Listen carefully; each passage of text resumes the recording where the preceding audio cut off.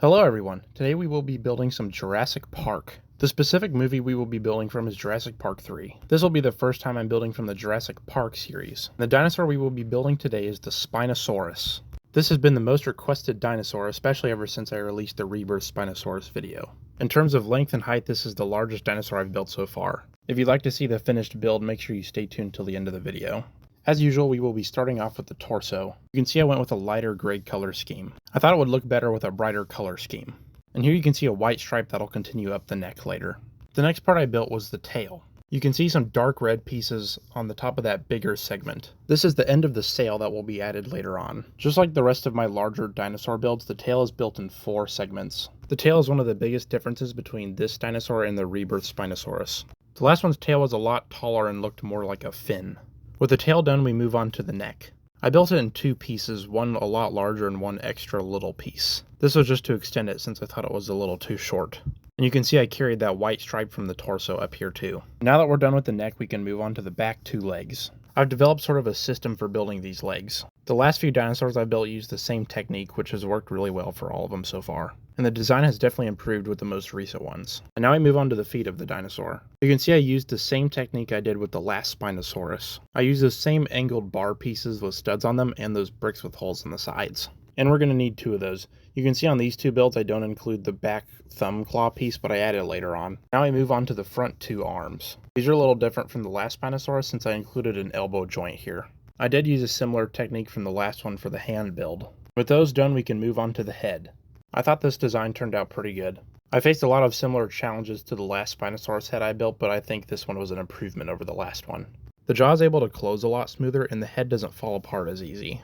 You can see a space for that back cheese slope piece. This helps keep a more complete look but also have the range of motion needed. I took off the head from the last Spinosaurus build to compare it to this one too. So here you can see them side by side. It's a very similar build but each have their own pros and cons. There is a larger gap in the back of the mouth on the newer head. I still feel like all the elements turned out really well, and now we can attach them all together. Attaching this larger tail segment to the body is the toughest part since there's some really weird techniques in both of those builds. But the rest of the components went on a lot smoother. I've learned a lot building so many of these dinosaurs recently, so my techniques have been getting a lot better. And in terms of stability, I think this might be one of my most stable models so far, especially considering it happens to be one of the largest too. As we begin adding the front 2 arms, you can see that white stripe continuing from the torso to the neck. And there are some more dark red pieces on the top of the neck that lines up with the head as we attach it here. I also had to be careful attaching the head on since the neck attachment was a little finicky.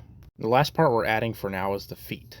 I'm attaching the feet now to show you what the dinosaur looks like at its current state, but later on we will be taking them off. Attaching all the parts together, I was really happy with the way this dinosaur was coming out. And here you can see what it looks like so far, but it's not done yet. I found the easiest way to attach it to the base was taking the feet off and putting them on first. And now with those off, I can show you the base itself. I built this pretty similar to how I did the Indominus Rex base with all of the flowers in the olive green plates.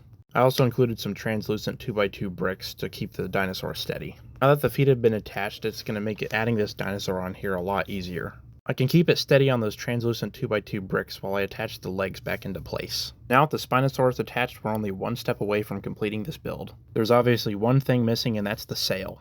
This part was pretty tricky since there was a lot of different colors and patterns to get in here. I mixed in some studs to add some variation and texture to this build. And it was very tricky since I used some weird techniques to get it all put together. Build is also very reminiscent of the way I did the Rebirth Spinosaurus. You can see here I did the same technique with those 1x1 bricks with the holes in the middle attaching onto the jumper plates at the top. So now with the sail added, this build is complete. I know there's a lot of different colors I could have used to build this, but I'm really happy with the ones I went with. I feel like keeping it lighter really makes it stand out and helps that dark red to pop out a lot more. Overall, I was personally happy with the way this turned out. And now I decided to compare it to the Rebirth Spinosaurus I made recently.